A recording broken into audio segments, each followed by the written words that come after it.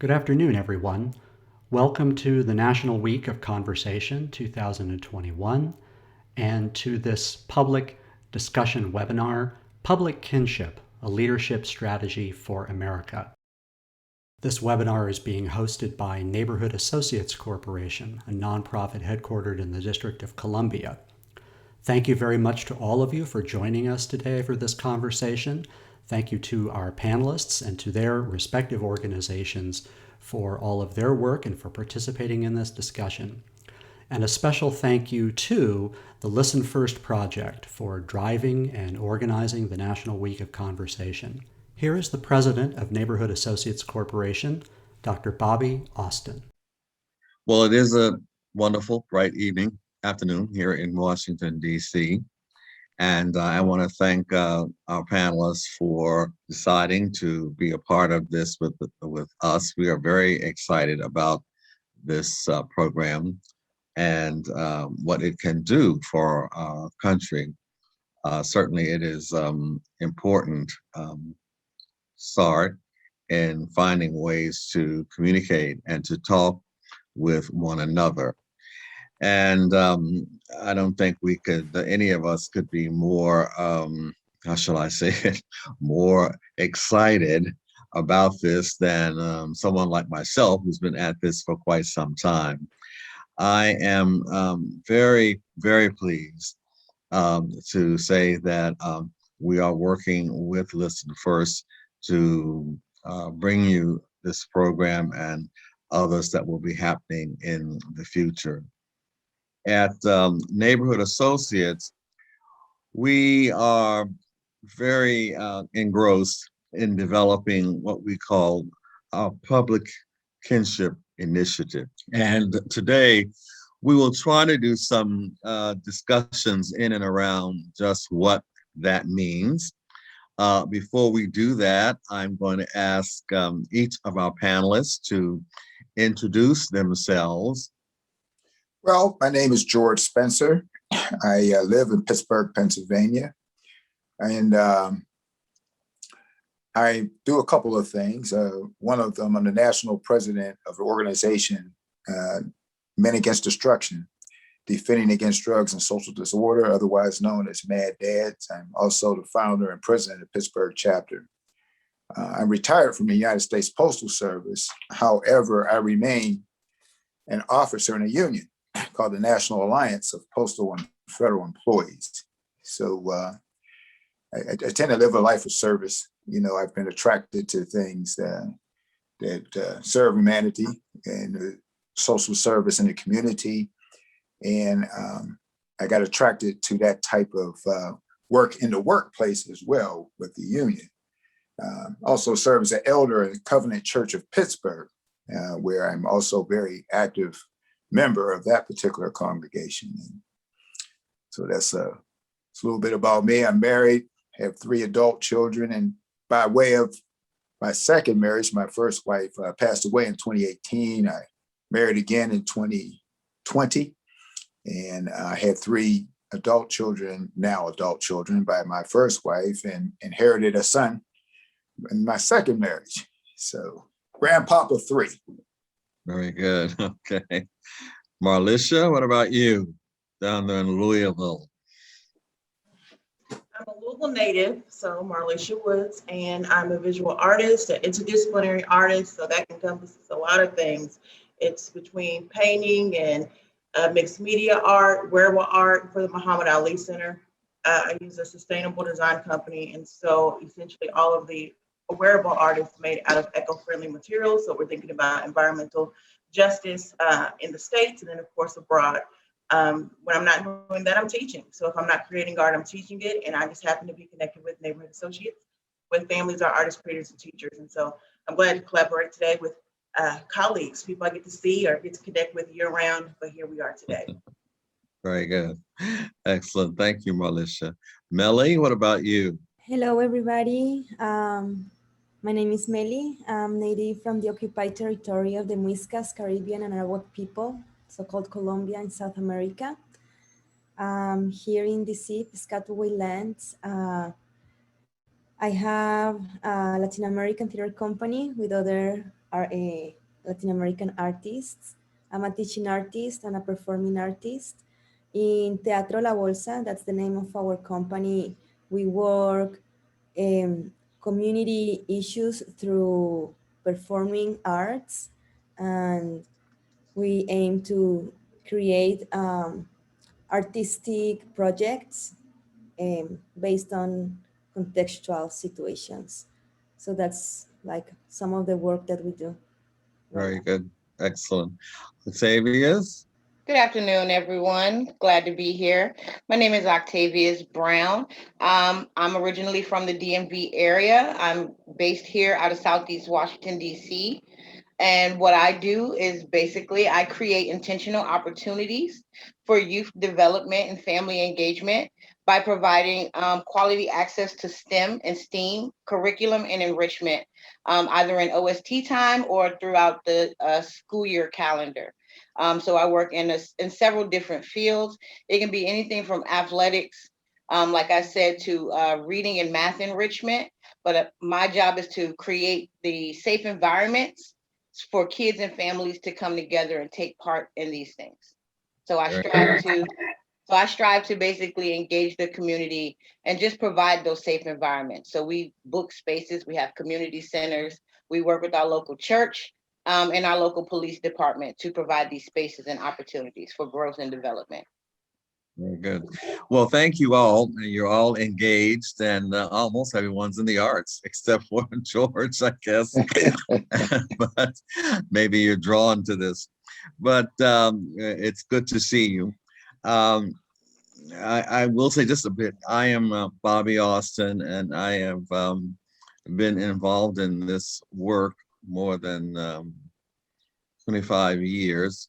I did a book called Repairing the Breach, and that book dealt with African American men and boys, and public kinship came out of that work because we were trying to find a way for young men to be counted as worthy, and for them to see themselves as worthy in participating in their society. And at that time, only George and I probably were alive at that time. The rest of you all look pretty young.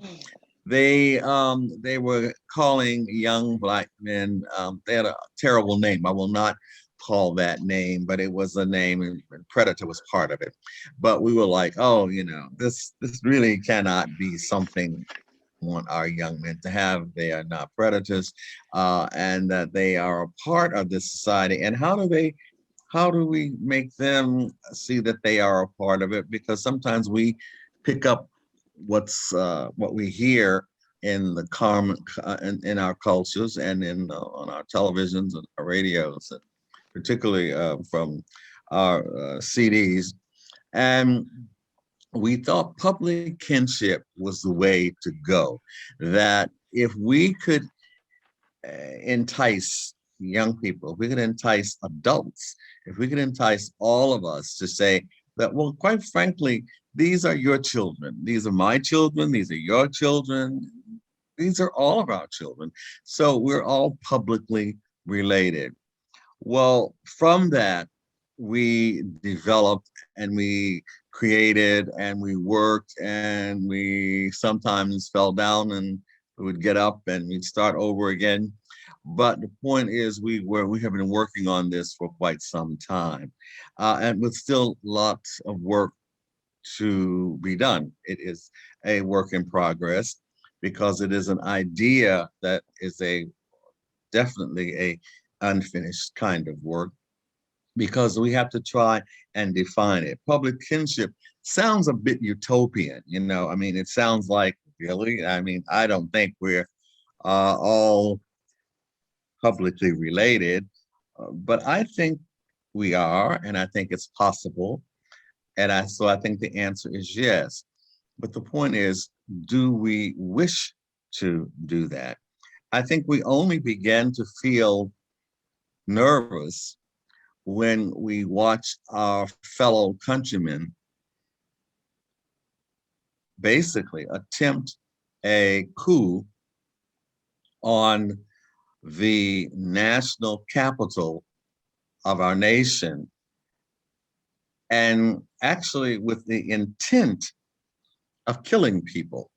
So this was not a play thing. This is not a drama that we lived through on the 6th. It was real.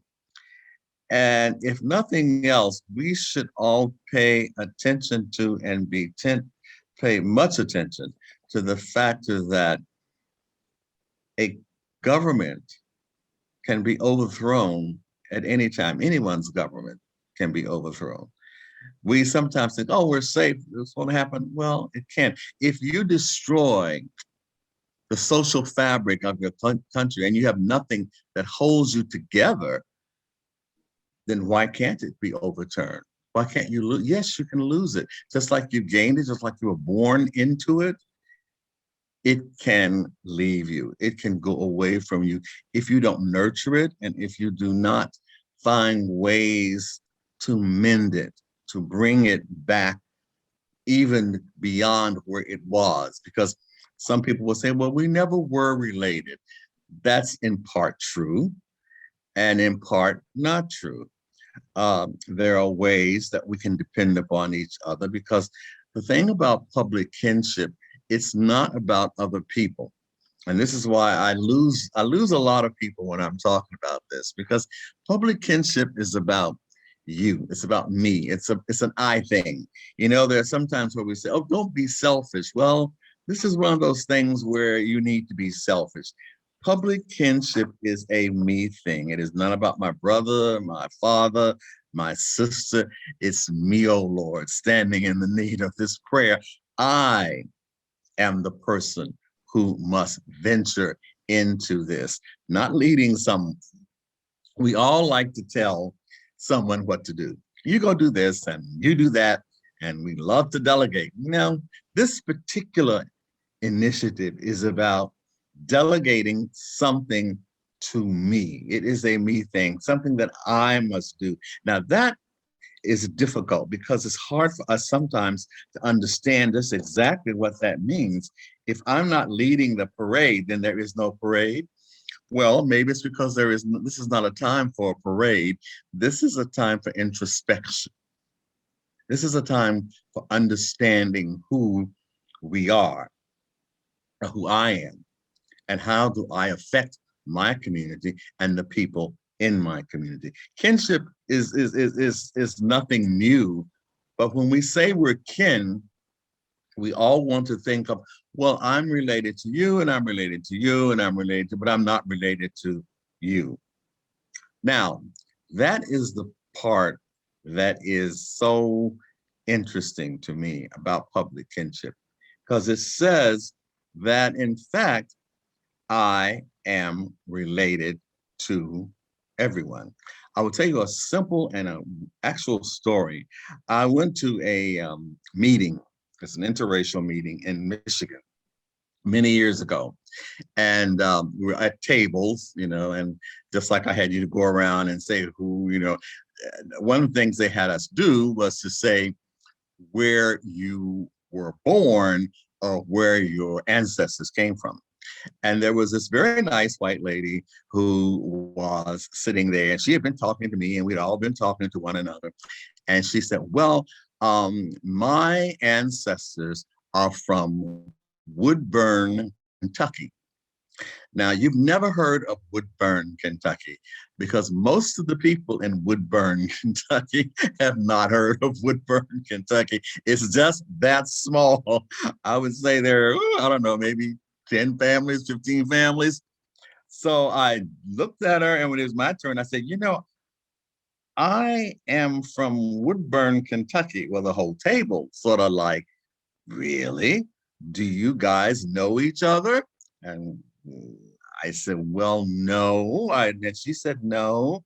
And I said, well, but I have relatives who were there about a generation ago. And she said, well, what was their name? And I said, well, my grandfather on my father's side, which is Austin, and on my grandmother's side, it's Moore. And she said, well, you know, I knew some Moors, but we were Blewitts. And I said, oh. I said, well, I think we're related because the Blewitts are our relatives as well, direct relatives. Well, the whole table was in commotion trying to help us figure out, and we actually were. We were actually related to one another. But when I went, I was so excited. We made a pact and we'd see each other. I called my father when I got back to my home in Battle Creek. And I told him this exciting news. And you can't appreciate this unless you knew my father. My father was a very slight man, very calm, unlike me, not animated, just very, he smiled a lot, but he was just very calm fellow. And I remember on the phone, he said to me, he called me Bob. He said, Bob, what are you saying? I said, well, I think I found a cousin. And her name is such and such and such and such a Blewett. And he said, wait, let me stop you. He said, who asked you to find me cousins? Now, what he was saying was, I am not related to whoever this is you have drudged up out of our past. And if I wanted to be, I would have told you about it before now. And I think if you know your older relatives, they can be like that. They can be very sweet and very kind and very loving until you hit the wrong button. And I had unintentionally hit the wrong button. He did not see that as interesting, as funny, nor as public kinship. But for me, it was like, what an adventure. For him, it was a stain. It was a moral stain. And I won't go into all of that.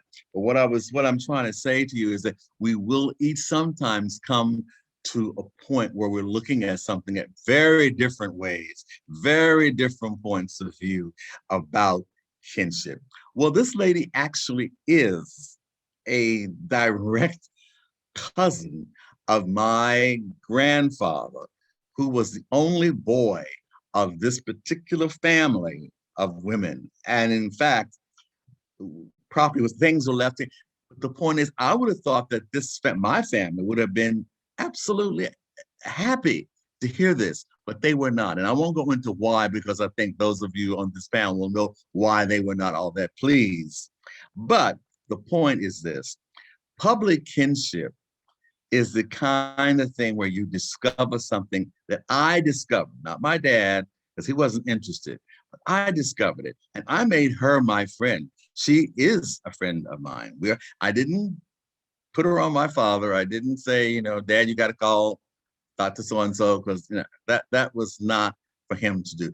This generation, it was for me to do. So kinship is a strange and a wonderful thing. It's about how we accept what we find and how we work to view it.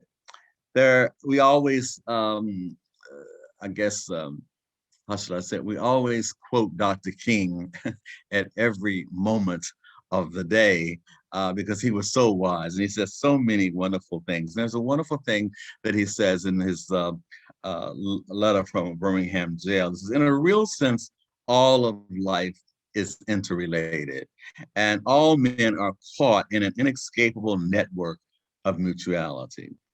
We're tied in a single garment of destiny. Whatever affects one directly affects all indirectly. I can never be what I ought to be until you are what you ought to be. And you can never be what you ought to be until I am what I ought to be. And that's the I part of this. And that's the worldview you are doing public kinship. Because it is both ecumenical, it is cultural, and it is political. And so it's when we are delving into this whole issue of public kinship that we try to find shared experiences. And shared experiences will eventually lead you to the development of a common culture. So I'm going to do those 8 things that we talk about, or 7 things that we talk about, that help us to understand how to come to grips with public kinship in our work. Now, one thing I want to tell you, I had to do this for some people not long ago. No, you don't have to follow each step. No, the steps don't come 1, 2, 3, 4. The steps may be in between. You may leave many steps out. But the point is, the idea is to get from not knowing something to appreciating something and building and assuming public kinship. Because if we do not, if I cannot find a way to be public related to the Proud Boys, we're not going to have a country. And about 3 years ago, when I was at Harvard, we were doing some work. They were looking at the original work that we did at Kellogg. And George, you'll remember that because you were part of that. And they were very impressed, these academics from the titular head of academia in the world at Harvard, and what we had done, in that it was the simple things that we did. One was time management, how to wisely use your time. And one was this resiliency and introspection. And those are very important things. So I just sort of incorporated some of those things into public kinship. And here we go. One of the things you do is you need to do, and you should do, as you're thinking about this for yourself, how do I do an environmental scan of myself? This environmental scan is inside of you and around you. It's your eye view of your eye world. This is an inward journey, taking that inward journey and assessing yourself. That is so hard to do. But if you don't do that, then you really cannot lead yourself out of what is, I would consider, bad habits and bad ideas. One of the things that people say is, so it's a very interesting way of saying it nowadays, they say you go down a rabbit hole. What that means is you go down into something and you can't get out of it because you can't make a good decision as to how to get out of that particular thing. So self-leadership, how do you lead yourself? That's what that environmental scan is all about, taking inventory and beginning the hard work of thinking about yourself and how you interact with the rest of the world. Now, once you do that, I know this, you can suspend judgment. And that's what my dad couldn't do. He could not suspend judgment on my finding him this cousin. He was not interested at all, but I was. So I had suspended my judgment about white people. I was like, wow, I have this cousin who's from Woodburn, Kentucky. How wonderful. Not that I didn't have other cousins, but I was just delighted that I found this person. But if you have children and you tell them to do something, and they always come back to you because they always, I hate to say this, do the wrong thing.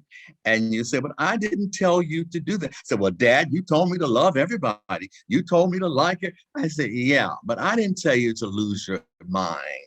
Don't lose your common sense. That's a very important thing that you must tell your kids and tell yourself. Look, suspend judgment, but retain common sense. So that means don't go out and walk into the middle of the street, let a car hit you and say, yeah, but I was suspending judgment thinking they would know I was related to them and they wouldn't hit me. It doesn't work like that.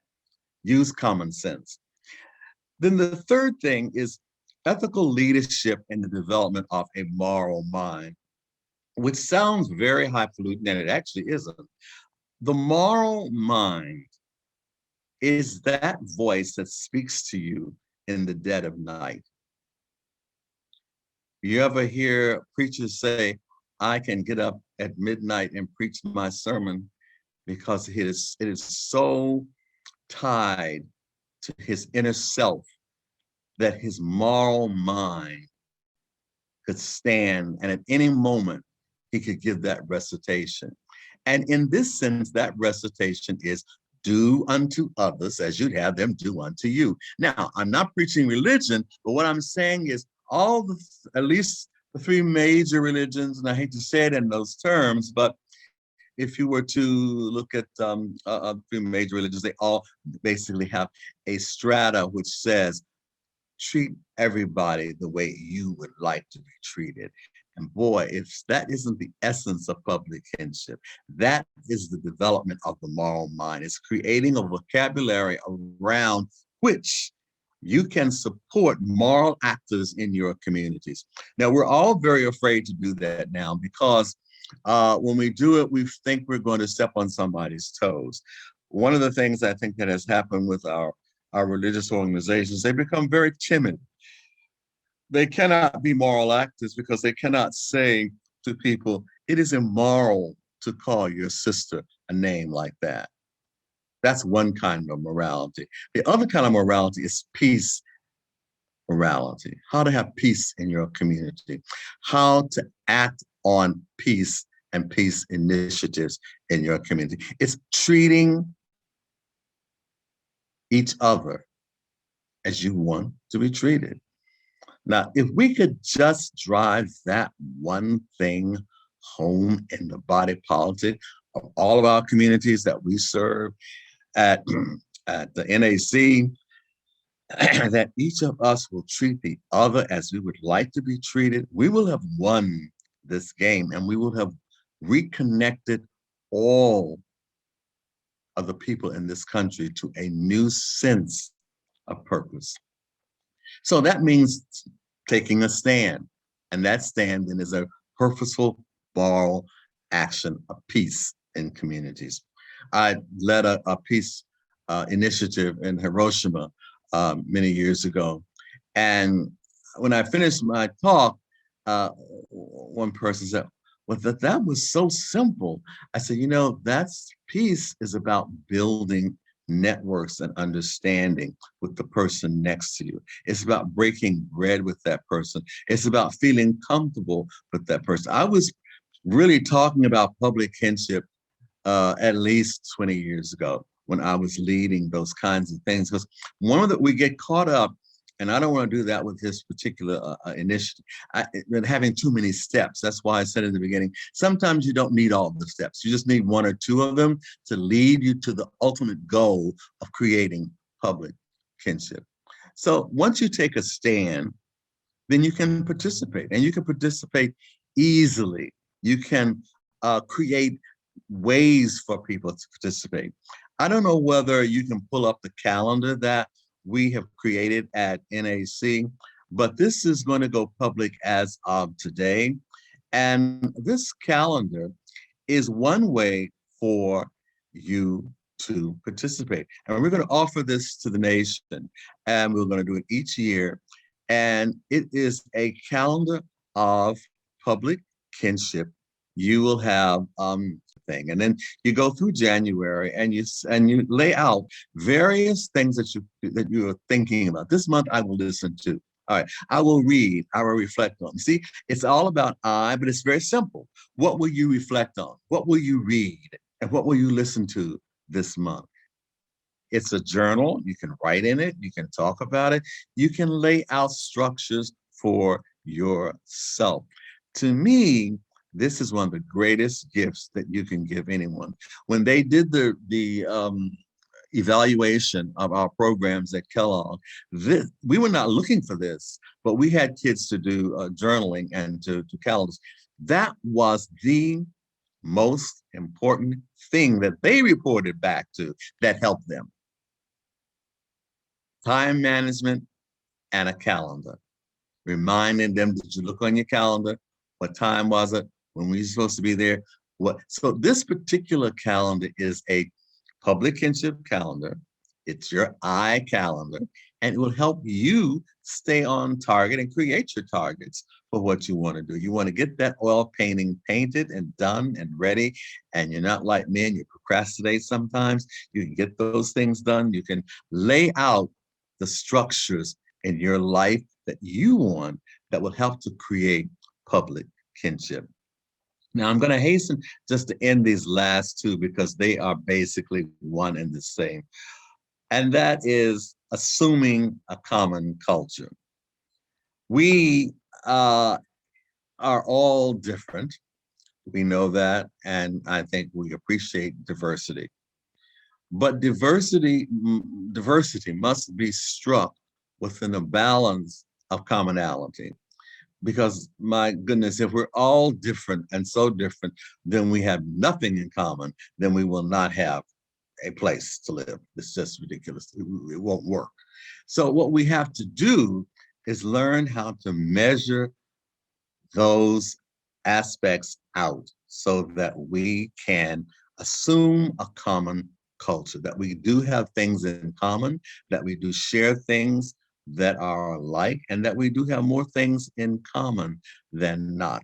And that's very important. When we get to the end of those steps, we can then say, ah, I have created public kinship with the lady down the street who I didn't speak to for the last 5 years. I know who she is. She knows me. We share cooking. We share picking flowers. We share a relative. We share something in common. We have a public, if not a biological kinship with one another. The ability to talk openly about our health and our wellness and practicing courtesy and kindness. I know we pick on our children sometimes, but I tell you, I am often embarrassed, all children, doesn't matter what color they are, with how unkind they are to each other and to people around them. If we could just teach them the common ideas of courtesy and kindness, and that will give us the kind of assumption of a common culture that we need. Well, if I could start, one of the things that really stood out to me in terms of public kinship is about the way you arrange your mind and your thinking. You can't possibly hope to reach a broader audience if you don't have broader thinking in mind. It brings to mind a quote by Mahatma Gandhi. Mhm. It is, if we could change ourselves, the tendencies in the world would also change. Ah, I like that. Send us that one. Yes, as well, I'll tell you the revised quote when I'm done. As a man changes his nature, so does the attitude of the world changes towards him. And the quote that we all know is, "Be the change you want to We see in." want to be in it. Yeah, okay. So that's the one we use, the generalized quote. But I wanted to give that more authentic quote, because you cannot change the world if you, your mind, don't have a change mindset. If you Hmm. yourself don't have a change mindset. And that's Exactly. kind of how I go forth in my community and building public kinship, is starting to meet my families that I work with where they are. I come into your community. I don't ask you to come out of your comfort. I come in and I get comfortable where you're comfortable at. And then we start building that, because I tell you my areas are capacity and asset building, is working with what we have. Mhm. And we all have a common picture that we want to see for our world. We want peace. We want Mm. solidarity. And we want liberty and freedom for everybody. And going back to the events of January 6th, that built, of course, like much like 9/11, that built a whole solidarity around public kinship because people didn't like seeing their freedoms threatened. Exactly. And much like January 6th, we're in the same boat. We might not come together on our common threads everyday common threads. Let's say whether it's economic, social, political. But when you get down to our basic freedoms, we always seem as a country to come together in solidarity behind, we do not want you to tread on that freedom. We are patriots of this country, no matter the color, whether you were born here or you are a citizen now here. We're all here for the same reason. And it's because this country has such rich ability to afford us those types of freedoms, but we've got to work for them. Mhm. As we've seen, specifically in African American culture, it is never easily it and uphold it. And so in public kinship, to me, is it's building that solidarity in my community. So I want to share a quick story. Just a few days ago, a young man was killed right in front of my front door. Mm. Um, it was a very traumatic experience for myself and my two sons who witnessed the event. And we didn't think twice. We heard gunshots. We saw two young men hurt. We ran outside. What can we do? How can we help? My son was putting pressure on a wound until the police arrived. It was very upsetting for us because here we are talking about police brutality and we are just as brutal to ourselves, because this young man wasn't shot down by a cop. He was shot down by another young man his age, or so to speak, where, we're guessing, but I know it wasn't a cop, and so in order to build that public kinship for our safety in our communities, we've all got to be speaking the same language. And I wasn't here. I just happened to be going out of town that day. But the young man who survived, his mother came back and knocked on the door, and she was just like, "Tell her I said thank you." She didn't have to come outside. She could have stayed in her house and just told the police what she saw when they got there. But she came outside and she put herself at risk, to make sure that both men were fine. Unfortunately, one of them did not survive. But that is what I do. And sometimes the situation is not safe. Again, if you recall, a few weeks ago, a young lady was shot in another one of our communities over in Parkside. The community came together for that young lady. And it's because that's that public kinship piece. We all want our children to be safe when they exit our homes. We all share that same commonality. And if we can't be there to prevent it, we are there to support one another after it happens. Unfortunately, we don't want to be there after it happens. We want to be able to prevent it, but see the benefit of having that on both sides. Our children, our families are traumatized by it, but we keep moving on. We keep the positive mindset that we can still make it out of this. And so I just wanted to say that is be the change you want to see in the world. And I want my world to be safe. I want my children to have equitable opportunities, regardless of their income level. And so I started as a volunteer parent. I did not see that equitable opportunity. I came out of one of the top high schools in Virginia in 1998, in Fairfax County. Was one of the top high schools. My very first elementary school was one of the best elementary schools in the country at the time. And I moved down the socioeconomic ladder is what happened. I didn't know it at the time. But when I got to third grade and I was 2 to 3 years ahead of my third grade peers, meaning we were doing long division, they didn't understand it. I was like, I didn't understand it. It was at that point, I think I'm 9 years old, and I'm going, hey, I'm going to make sure that kids in my neighborhood know the same things that kids in other neighborhoods know and have the same opportunity. And that is how I work at building public kinship. And that is through creating and facilitating equitable and high quality programming for my parents and for the youth here that I serve in Southeast Washington, D.C. I used to be a former parent coordinator for the National Center for Children and Families.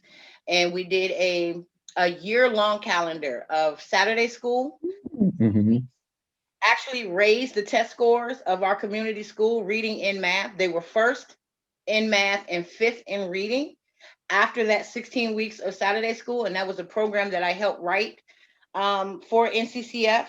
Parent University, we always rounded out our year with a big parent summit where we would bring the talent of our parents together with the opportunities from the community and just have a whole event where you're sharing your expertise, you're networking with other parents who are doing things you want to do, and connecting them to opportunities within the community.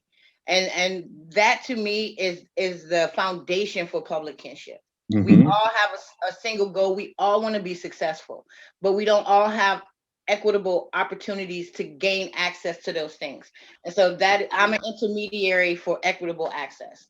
If I got to go get the vendor and bring them to Southeast, that's what I do. I do it through several facets. I do it through Girl Scouts. I've been a Girl Scout adult troop leader for 12 years now. And it came out of a sense that, hey, there's Girl Scouts. Nation's Capital is the biggest council in the nation, in the world, actually. We are the biggest council group of people in the world under Girl Scouts USA. And yet girls in Southeast and Southwest and poor communities in DC don't even know what Girl Scouts is. And so I wanted to change that because Girl Scouts affords an opportunity for community and civic engagement. They have a whole curriculum built around it. And these are the lessons that our children need now, even if it's through girls or if it's a boys program. But to me, that is the foundation. Change, being the change, and then giving it back to the people where I live and where I serve. So thank you for that. Well, thank you for that. Extraordinary. Thank you, thank you, thank you. Who's next? George? Well, I'll share some things. First of all, thank you for the opportunity to be part of the discussion. And I really appreciate the material that's been developed. It helps me as I strive and as the organization that particularly Mad Dads that I am involved with to have a construct, so to speak, to help raise the standard of morality in the community. That's one of our goals. And what attracted me to Mad Dads really came out of initially an experience that was taking place in my own household. My wife and I had a concern that one of our children could be susceptible to some of the things going on in the community that were not our values, just to just put it bluntly. And but he was old enough that I'm like, can't follow this guy around, and he's pretty much moving into young adulthood. And I had a personal conviction that, something, this was other people's kids, maybe I should have been more involved in. maybe we wouldn't have got here. And it was in that time that I heard about Mad Dads. I happened to go to a community event where Dr. Jawanza Kunjufu was speaking, and some of you may have read some of his books, like Countering the Conspiracy to Destroy Black Boys was a popular series. And he had written one, Positive Solutions for the Black Community. And he mentioned Mad Dads as one that dealt with the issues of young men 14 to 25 years old that were committing openly crimes in the community that was disturbing the peace of the community. And he said Mad Dads had went from theory to practice to deal with that. And that caught my attention, that issue. It wasn't just talking about the problem, that there was a practice in place. And I approached my pastor about it because I had heard him mention in sermons that some things aren't going to change until the men start walking the streets. I was like, well, these guys walk the streets. Perhaps I better have a conversation with him about this because I didn't want to get connected with something that was doing it the wrong way. And Mad Dads has a name that makes you wonder, okay, well, what is this approach? And I found it, one, to be in line with my faith convictions, in as much as it's about trying to resolve conflict, not create more conflict. And so an example of what that looks like with us, I just share a story about one night in the streets of Pittsburgh. It was midnight in one of the more violently prone areas. And a couple of young men, a few young men were having a conversation. And in the conversation, one of them was upset because he was having a problem visiting one of his children. He was not with the mother. The mother was with another person at the time. And he had gone to visit 3 times, and 3 times this man that was living in the house pulled a gun on him. And so one of our members said, well, you say you went there 3 times and somebody pulled a gun on you. He said, yeah. He said, well, what did you go back the second time for? And it caused the young man to pause and think. He said, yeah, what you go back the second time for if somebody's there that will pull a gun on you? So we need to find a different way to resolve the problem of you seeing your child. There's a different way to deal with this, because in their conversation, his peers, their answer was, you need to go back with a gun the next time yourself. But he needed an opportunity to have a conversation with someone that would suggest there's a different way that we need to look at handling this. And those are the kind of conversations that we regularly engage in the community. That, look, do people still get murdered in the community? Yes, they do. But I believe I'm responsible for who comes into my sphere.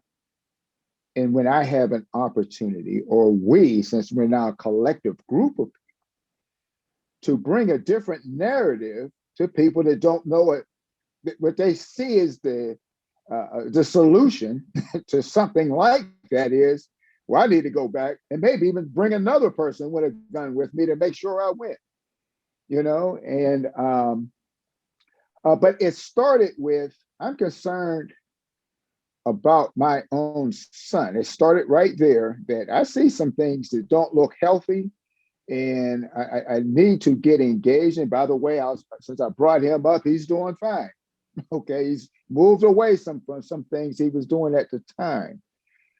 But I found something that I found was, one, within my faith, it teaches things like forgiveness, which is a big problem in the community. You know, how do I get past that person? We had a murder occur where my first wife's father was murdered. He was in a bar. The young man didn't intend to murder him. He was shooting at someone else. He was hit in the heart by a bullet. But when his time for parole came up, the family took the position. There was enough evidence that while he was in prison, he did some things to enrich his life. He got educated. He was remorseful. In fact, he found that he had uncles in his family that were friends of my father-in-law. He was not happy about what he had done. It didn't look like he was likely to come back out and repeat that kind of act. He looked like he had a chance to be a productive member of society. So the family told the parole, say, look, left up to us, we would not be the ones to hold him in prison any longer. Now, someone challenged with unforgiveness, try to hold him in there the rest of his life if they could. But they felt, no, this is hard. It's terrible what happened. But you decide what the length of his sentence would be. It's not going to be us that continues to hold him behind bars, especially with what we're hearing. You know, so I just thought to share a little bit about that. Very good. Thank you. I would just want to say one thing about Mad Dads. The reason I encountered them 25 years ago was that I found out that there was this group of men who went out at midnight and confronted young men on the streets and said, brothers, you can do better than this. And that is real public kinship. These are guys you don't know.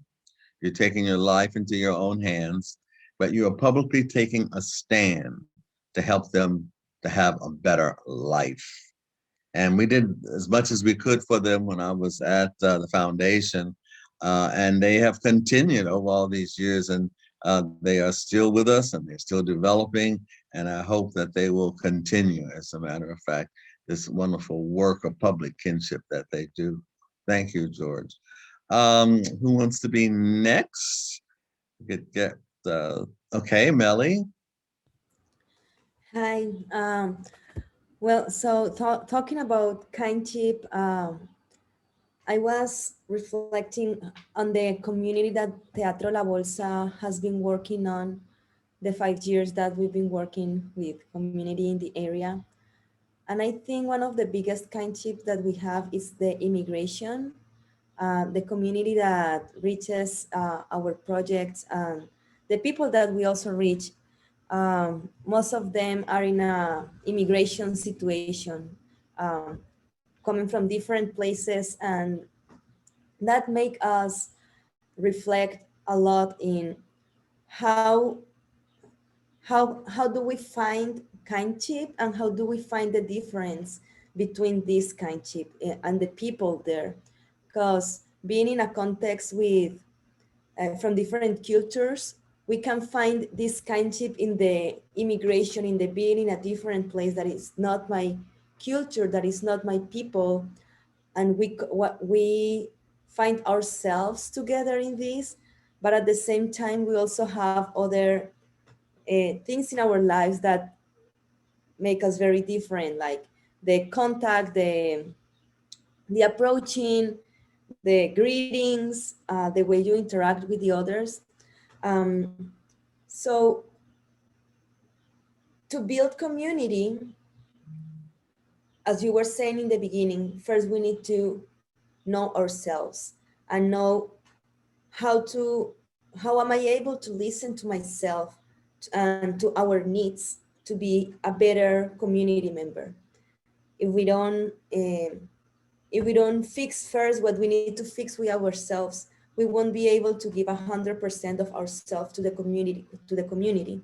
So the way we approach this individual and community transformation through theater, it's because theater arts, the drama, it's very similar than the real life, talking about the moral, the ethics, the cultural constructions, the cultural perceptions, all of these things that we live in nowadays in our reality, in our cotidianity, are also built inside a theater play, are also built inside a scene. And it can be magical, from fantasy, but it also can be contextual. So what we've been working lately is with sociodrama. It's a technique where you put community together for them to first know themselves, explore their emotions, explore their own histories, their own stories, um, to know where I am, where I came from, what do I want, which ones are my real needs that I really need to pay attention to that first before wanting to go and help others. So once the community it's on that page, like knowing where I am, what do I need, and what am I looking for, then we start looking for this kinship. What kinship do we have between all together? Why are we here? What brought us here? Um, so in some works that, in Colombia, I worked in a neighborhood called Petecuy. Petecuy is a neighborhood like 1 to social economic level. It's with vulnerable people, and who were working with, oh, I don't know how to say this in English. You know these cars that are pulled by horses? Yes. And people, but not the tourists one, the ones where people put cement and bricks. And so there was this big community of carretilleros, that's the name of this job. This, yeah, well, it's not a, well. This was a big community, and I was doing a community work with them through the art, and it was like very amazed to see how, I mean, they had something in common yet, but they also were people who were displaced from different parts of Colombia. So they also had their own history, and knowing their own history, why this person came from this side and why this person came from this side. Of course, this person was being affected by the gorilla. This person was being affected for the paramilitaries or for the daily delinquency. Yeah, so different contexts, different stories, but then they have also a situation in their community as carretilleros, and they came up with stories about their lives, and with that we start creating a scene, a theatrical scene where they have their problem, what it's vulnerable, what is um, what is going against their rights or what's making them uncomfortable with society. This Mhm. problematic, we put them on the table. We create a story about this problematic. What is it? Where is it coming from? Who are the actors here? Who are the characters in the real society? Who are the characters that are interfering to this situation and with this social problematic? Maybe if there is a counselor or a president or a congressist or a community leader or a policeman or a person from the park, all the roles that community has in just one social issue, Mhm. to create a real story and then to transform the ends, to transform um, the results. We already know what happened. Now, what do you think that could be another ending, and how you as a community leader or as a community member can take action on your role, on your character, on this situation, and how all the community can take action on it. With the FACT program, on the spring session, we had a beautiful experience with families from Mount Pleasant.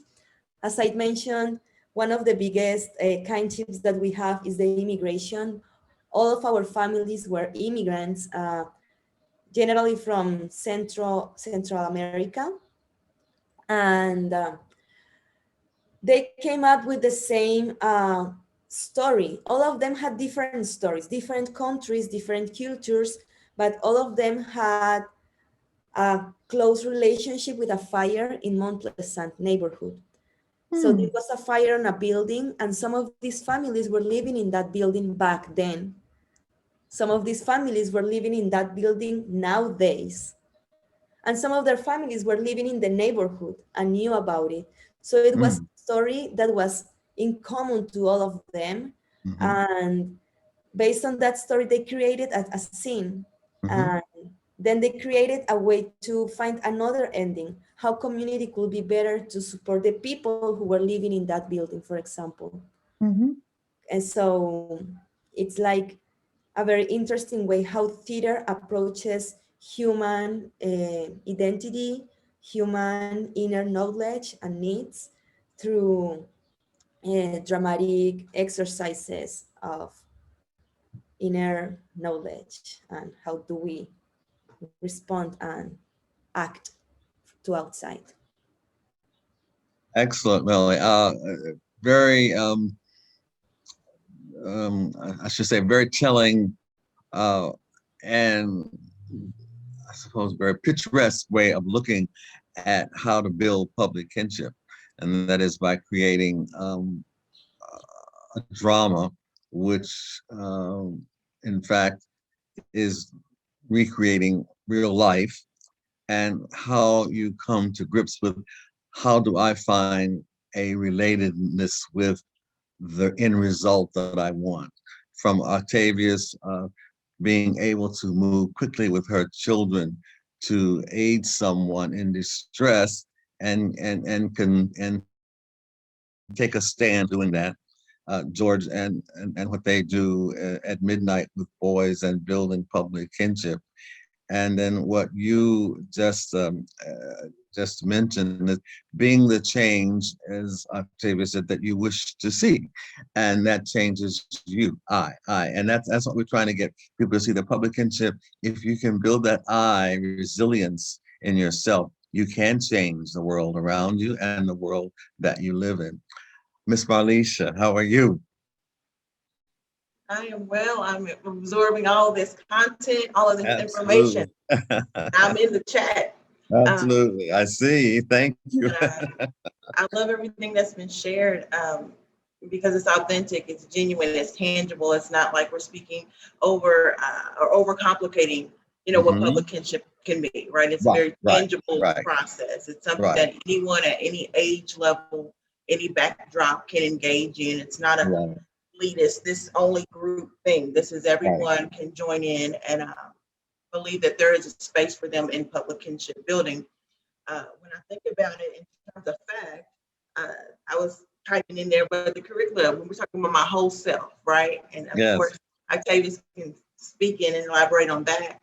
But we get to neighborhood pictures after the fact, right? Because we start with us, we start with family, right? And so she chose to do that, I do believe, because it's a me thing first, right? If I can see my Yes. family first, if I can see what I could become, then I can go on and then talk about the neighborhood. So it's very accountability based, and it's not like I have to. So sometimes I challenge myself and others, you know, particularly me, if it's something new and I haven't navigated that territory before, I ask myself, okay, do I want to do it? Do I need to do it? A lot of things that I need to do and what we need to do, we might not want to do it, but then I can frame it as, do I have to do public kinship? No, I don't have to do it. I get to do it. And if I say I get to, then it's a privilege, right? Yes. It's a privilege to assist my neighbor. It's a privilege to be able to grow and develop family communications and connections and bonding. I get to do this. So it's not, it doesn't seem like work anymore. Without hesitation, you just jump in and you want to be a part of something bigger than yourself because you understand it's a privilege. Right. I'd like to share my screen real quick and Please. show some samples. Okay, so when we're talking about public kinship, I put up some of the links of the work. And of course, I just mentioned with FACT. And we're dealing with the curricula there with the whole self and Yes. and all of that. I just wanted to showcase that. And then if Octavius, if you wanted to jump in, because you are the creator of this content, I think that would be wonderful for people to see what the program consists of, because it's not just creating art for art's sake, right? It's very missional. And I believe that it encompasses public kinship in a way that anyone could tangibly see the benefit from it. Because there's also the piece of, why should I engage? Why should I participate? What is the benefit, right? Is it going to affect me, or is it just going to affect the next person? No, it affects everybody that participates. And so I wanted to just show. We start with lesson 1, of course, family faces, and this, of course, is all created by Octavius. Oh, I like my this. whole self, Yeah. and then who I want to be. You can't really get to this aspirational piece, but you have to face yourself first. Exactly. Right? Like, you have to see yourself in the reflection of you. And so I really love the way that it was set up. And do you want to expound a little bit on that? I have some other pieces, but I didn't want to go any further before we talk about this, because it's directly connected to our public kinship on this Zoom, which is, of course, Neighborhood Associates. Everyone on this call I've never met in person, except for Afnan and Alex, but I'm still connected, right? Like, so there's the cultural concept of Kentucky, right? So we have that shared knowledge of what living in Kentucky could possibly be like, Dr. Austin, even if I've never met you before. Absolutely. And then I have, the artistic, colleagues on here. We don't have to meet face to face to understand value in each other, right? That is the public kinship right there. So, did you want to talk about any of those components? Yes, I sure will. So I would like to give some thanks and shout out to Miss Marlo Castillo. She's not on the call with us, but she was very instrumental in helping me format FACT. I am a non-traditional teacher. I am not a certified teacher. I'm a parent who saw a need, and I filled that need. I have the experience to do so.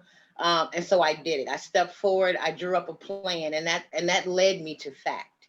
And this first part here, family faces, my whole self, and who I want to be, is a construct. We cannot begin to tell our civic stories as it relates to the community until we can tell our own familial and intergenerational stories. And that's why we wanted this intergenerational program, because so much of ourselves are kept from us growing up, especially in the African American community, where a lot of our history was stolen. And so that is very important into being able to tell a civic story, to build public kinship, to do any type of good work within your community, is to know yourself first. That's a quote. You can find that in the Bible and in plenty of other books, know thyself. And so you got to know the type of person you are in order to see where your aims are going to take you out in the world. And so in Unit 1, Family Canvases, it was about putting yourself on the canvas, not putting a picture of yourself, but yourself on the canvas. Speaking to what makes your family, what builds strong bonds in your family, what makes your unit so good, whether it was grandma, from mom, I got aunts and uncles, to my siblings, to my cousins, to my extended family. It all means something to all of us. And those different aspects, we wanted to bring those together in Family Canvas and actually have a discussion around why I am who I am. Not just how I became to be, but why I am and the decisions that led me here.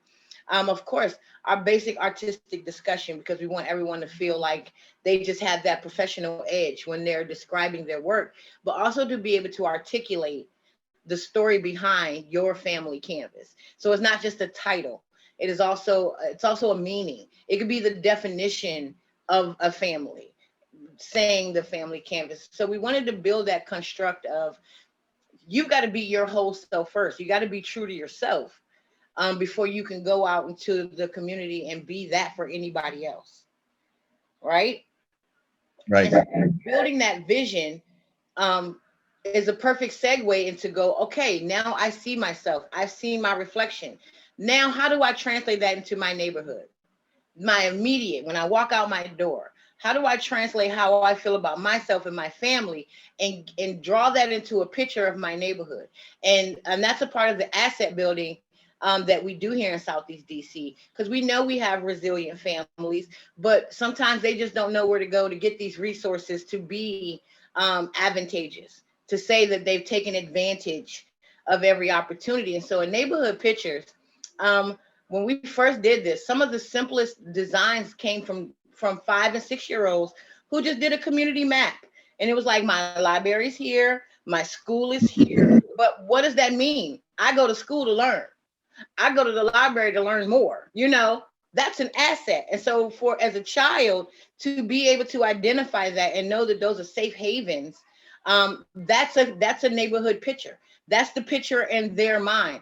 And in some of our families, it was trying to change that picture because some of our kids, other than school, had no other assets that they could think of in their community that they could go to in a time of need. Now, that could be people and or places. What has power in your community, where you can go, that you can draw strength from. The library is one of those places, whether people don't think it or not. It is a wealth of knowledge, and in the past 20 years, it's become a wealth of resources, also not just books. You can go to the library and take part in so much now, that we wanted our people to know that after you're coming out of your home and you're discovering who you are and what you want to see in your world, how do you make that happen? These are the places you go to make that happen. We wanted to change the discussion around our police departments and our fire stations, because these too are safe havens. For my adult population, a lot of people didn't know that you could go and get free CPR at the fire station. And so in building assets and building capacity, it was about putting people in the know of these opportunities and then having them translate that in artistic expression and going, I see the strengths here in my community. Yes, we have things we still need to work on, but we have this right now. We have strong churches. We have strong community members. We have strong neighborhood advisory commissions who come out and put their feet on the street where I live, and they walk my block and they shake my hand.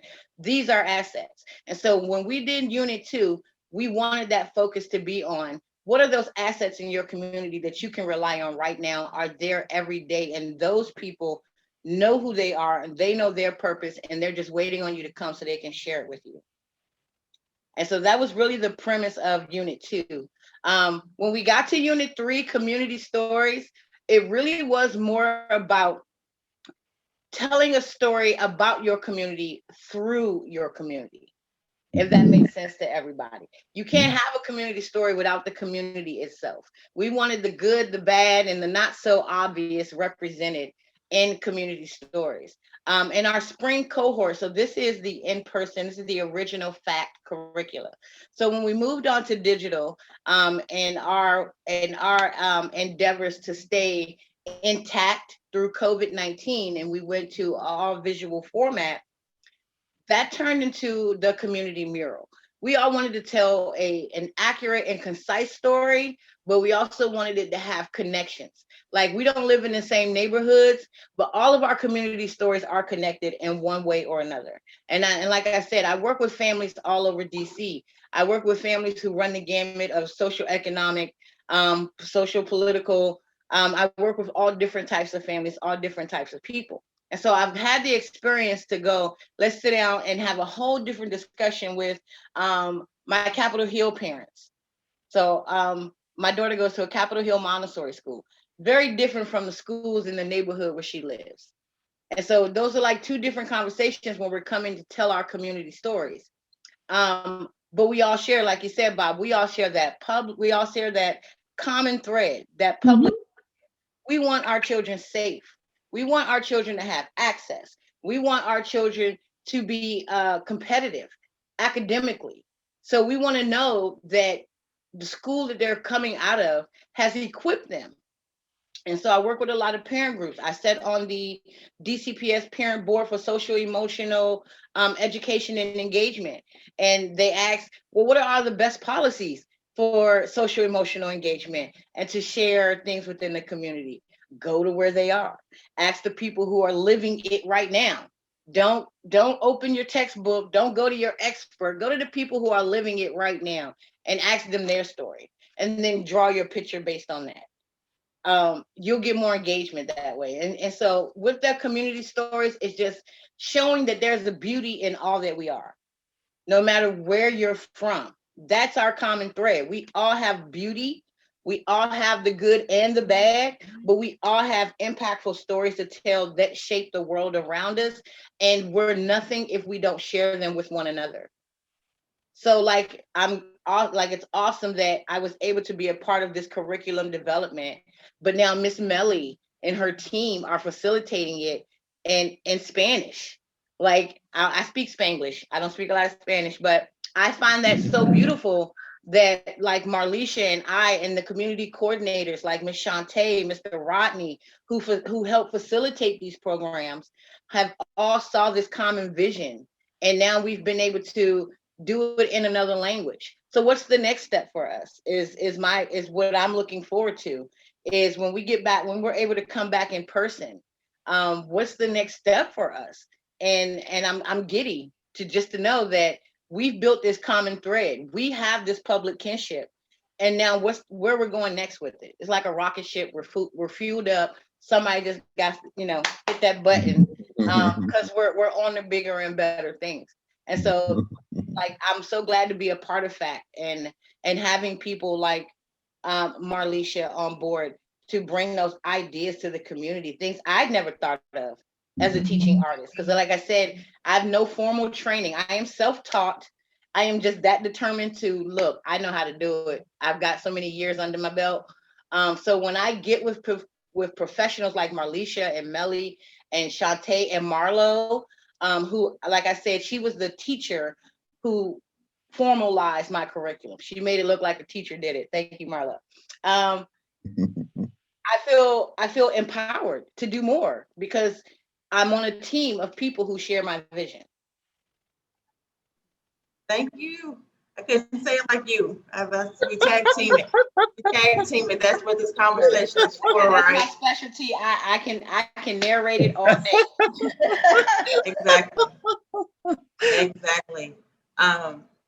This is the segue to another project that I worked on, and I think it's important to talk about how one project can inspire components of another project. And so a visual storytelling project that I did recently, we talked about the United Nations 17 sustainable goals, right? So when we think of community, what exactly do you want to change in your community? Because every community doesn't have the same concerns, right?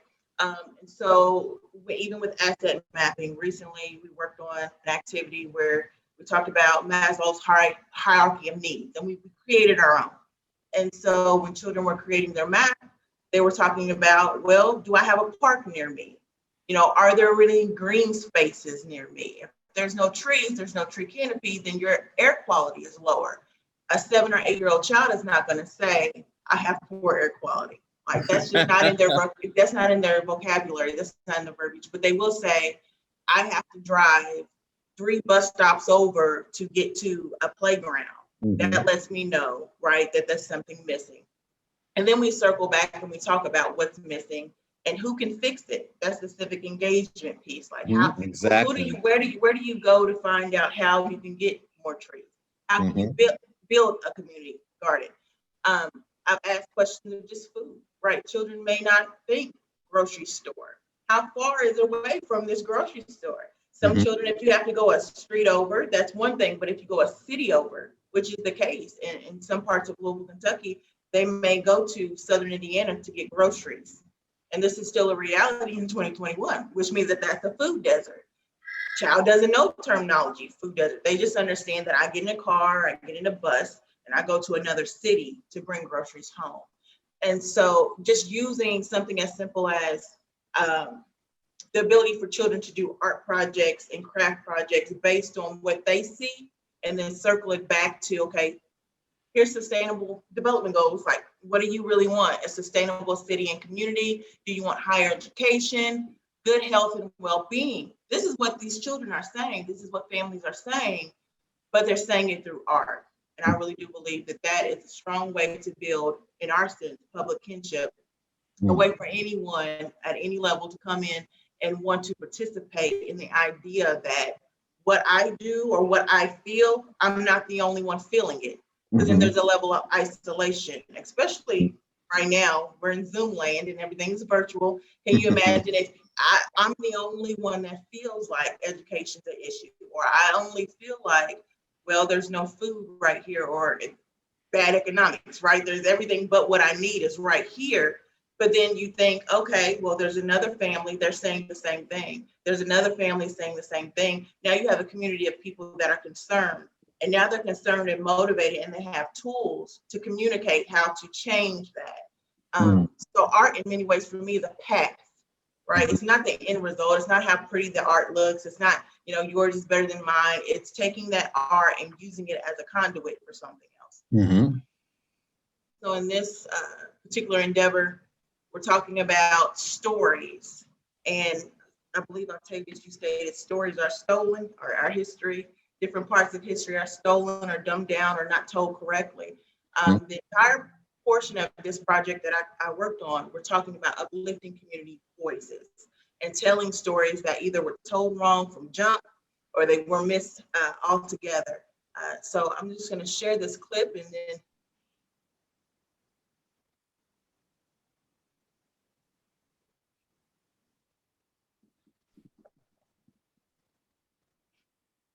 Health, education, and well-being, how can we circumvent visual art? There is no way to truly sever people and land, and as visual beings, intersectionality among these sectors is inevitable.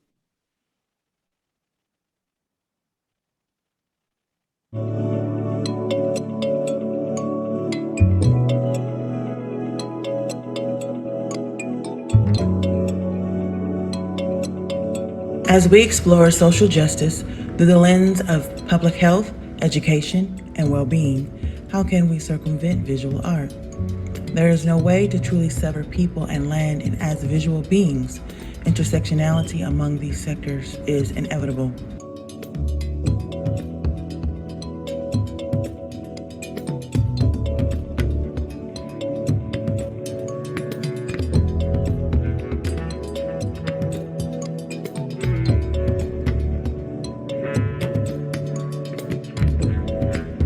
I am a visual artist, an interdisciplinary artist. Much of the narratives that I share visually are abstract works intertwined with portraiture.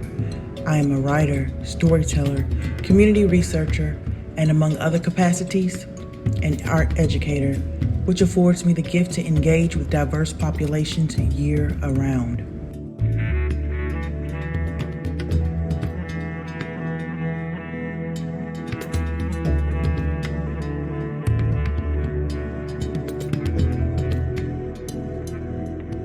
to share and learn and grow, all the while uplifting people right smack dab in the middle of their communities, their stories, their native-born spaces, their well-traveled spaces, their uncertain how long we will reside here spaces, their newly found earmarked unfamiliar spaces, lives impacted by people and land interactions. To meet people right where they are.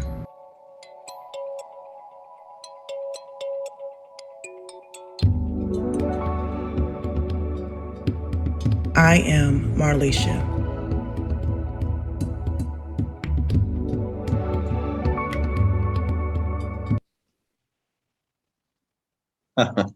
When looking at it again, it looks so dramatic. That's wonderful. Thank you. Thank you. Looks so Thank dramatic.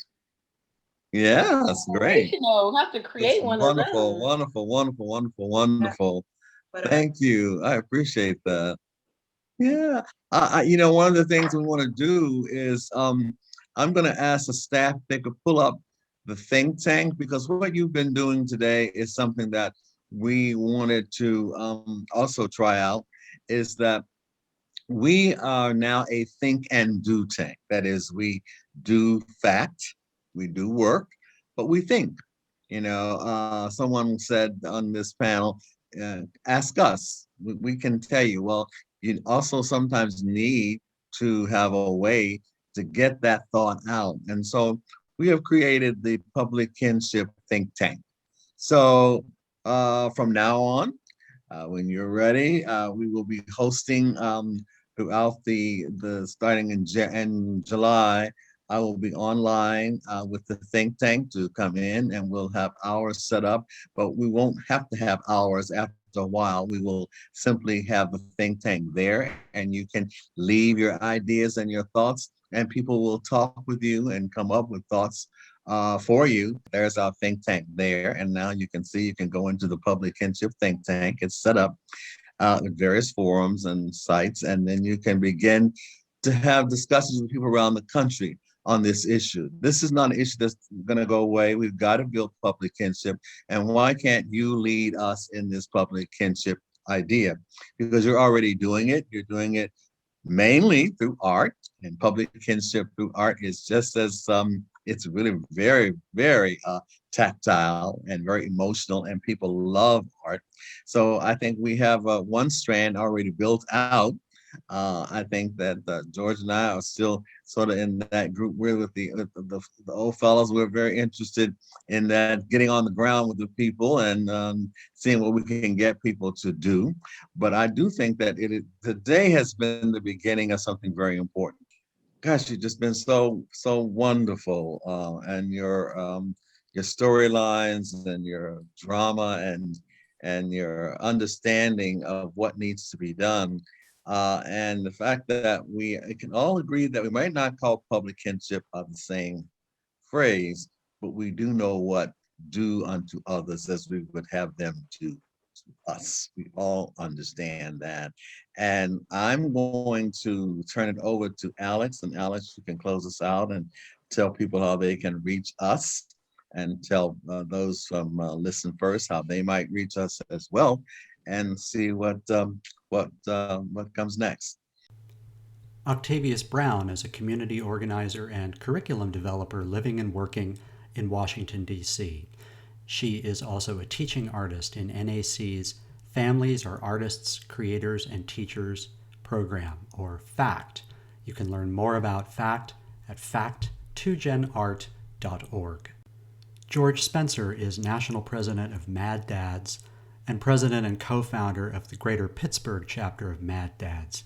Please visit them at maddads.com. Meli Strovo Valencia is the co-founder and education director of Teatro La Bolsa here in Washington, D.C. Please follow them on Facebook. She is also a teaching artist in the FACT program. Marlisha Woods is an interdisciplinary artist living, creating, and teaching in the greater Louisville metro area, where she also heads up the FACT Louisville program. You can learn more about Marlisha, her work, and her new interactive online studio at elzao.design. Bobby Austin is the president of Neighborhood Associates Corporation here in Washington, D.C. To learn more about Neighborhood Associates and about Public Kinship, visit us at neighborhoodassociates.org. You'll find there the Public Kinship Toolkit and a lot of the other resources that we have talked about today. You can contact us at contact@neighborhoodassociates.org. Please also visit us on social media to learn about what we are up to and what our friends, our colleagues, partners, and supporters are up to as well in the world of public kinship. Thanks very much to our panel, to the Listen First Project, and above all to all of you for joining us today. Okay, it's me, Karen, from Chile, and I've been here for 15 years, almost 15 years, and I'm so happy and I'm so proud. Teatro La Bolsa and all of us are working together on this type of subjects that are so important for me since I came here. I said, well, I this is my job here. I'm an actress and a teacher, so I combine both. We create this company, and the idea of work with the community is something that I always been following. So I'm very excited that we have the opportunity to be here and also to work with FACT. And as well, we have a lot of projects to work with the community, with the artistic community, also with women, because also we work supporting and making plays and making art for the violence violence against women. So this is our whole big project we are working, which we're going to have a performance, virtual performance tomorrow.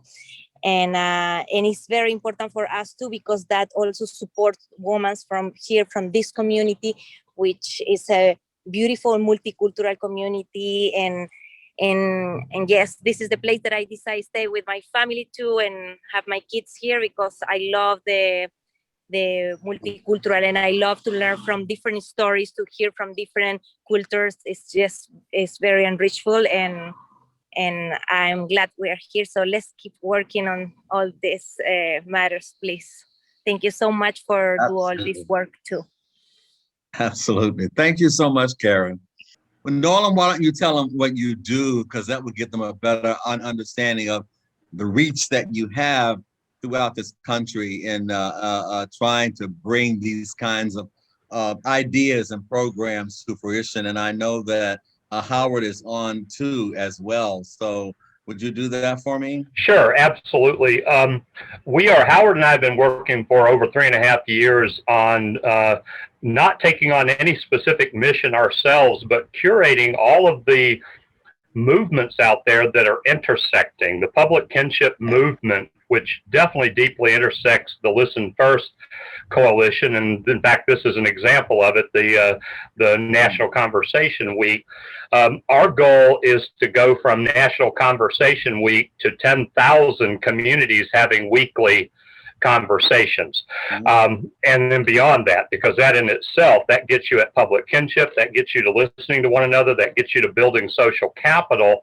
But the real goal here is to also, if we're truly trying to empower what we call compassionate communities or beloved community, then we need to both understand one another and have that public kinship, but also be educated as to the tools of empowerment, whether that be economic empowerment, triple bottom line economy, where people and planet are part of the equation, or it's what I'm particularly passionate about, deliberative democracy, the idea of a government being responsible and accountable at every level, local to federal, to the constituents, to we the people, because it's only when you put all those cultural, political, and economic pieces together, they hang together pretty tightly, and if we don't address all of them, we end up not being as optimal as we could be. So our idea is to cultivate compassionate communities across the country, where public kinship is the basically the first step. It's the caring culture piece of the equation. Yeah. Norland, you have the famed Michael Schumann on the line. And since we can never get him, why don't you tell him what you want him to know while we have him capped in? Hi, Michael. Hi there. Well, by the way, this is a little bit inside for all the people that don't know. You and I need to talk pretty soon about the fact that the Faith Plus Finance people are now involved with Duke Seminary's project. There is an organization out there, and Bobby, I have already told you about them, this Thriving Cities organization, that the leader of that, Josh Yates, is now the executive director of this Ormond Center at Duke Seminary. Now, this is coming at it from a faith direction, but we're focused on that as well, outreach to churches for them to be ultimately civic anchors and community anchors. Mm-hmm. But there is now there's this stuff starting to tighten to where I think there's this shot at getting some impact investors to actually invest in what we're all talking about. Right. And I think Octavia's mentioned the church as being anchors in her communities, which is true. And I know, Marlisha, this is the same thing that would be true. And George mentioned his church as well. So we have a lot of thinking, cross-cultural, cross-line thinking we're going to do in this public kinship think tank. Andy is saying something. Andy, I see you up there. Hey, Bobby, hey, Alex, and everybody else. Good to see you. Tell us who you are. I'm Andy Swindler. I'm in Chicago. I'm part of an organization called Feel Real, and we really focus on, deep and intimate dialogue spaces because we think that's. Andy, I never told you. It sounds like that ought to be a blues song. Feel Real. I like that. Oh, I take that as a compliment. I'll be thinking. It is a compliment. Okay. Well, we're in Chicago, so I guess that makes sense. So, we just think, as you mentioned, I think I missed part of the presentation, but, in terms of story, sharing stories within the community, going deeper together, all of that, and really this rather, really, as I understand, an ancient act of circle practice, bringing that Absolutely back in. And, a couple things that I'm involved here in Chicago are with mutual aid networks that have evolved in the last year. As well as restorative justice. So I'm curious, and if that was covered, I could go look at the recording, but, curious how mutual aid and restorative justice are weaving into some of these community initiatives. Is that Gloria on? Hello. This is marvelous.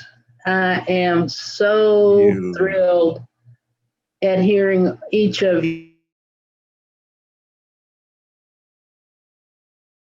And your involvement on what you've been doing during the pandemic. And pandemic has not stopped you from. No, it is not. Taking you to another level, so to speak. And Bobby, after your speaking in public kinship, I was probably using different words for it.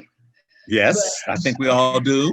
I tuned into self-awareness is such a key thing that a lot of people, walk around totally unaware of who they are, much less how their behavior is impacting others. And things like forgiveness that George brought up. Mm-hmm. We have to relearn how to do these things in the public domain because we're being held back. Ignorance and the whole idea of bringing back to a community and affirming people's basic value and intelligence to learn and do, instead of starting off with some of these narratives about how less than we are. Yeah. If we could just get that one lesson, Gloria, that would be enough. Yeah, congratulations. This is wonderful. I hope you keep on doing it. I'll be supportive as long as I can. Yeah, I wanted to make another remark about something about Mad Dads. I referenced Dr. Jawanza Kunjufu's book about positive solutions. for the Black community. But I think it's important for me to say now, Mad Dads does not define, we do not define ourselves by race. It started out as a Black organization, but quickly recognized that all fathers felt the same way about the well-being of their children. And I think it's important to point that out, that it is actually Mad Dad should reflect the demographics of whatever of the city where it's at.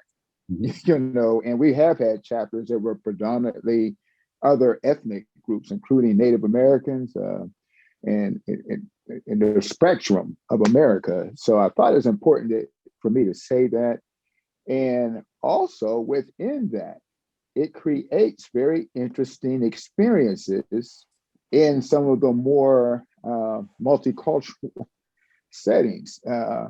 In fact, we had some interesting dialogues that happened in Pittsburgh during the recent years, you know, the dynamics of the country, where the challenges of judgment for an individual could come into question about, hey, did you know so-and-so is a Trumper? I said, well, how do you know that? And well, I'm looking at his Facebook page and et cetera, et cetera.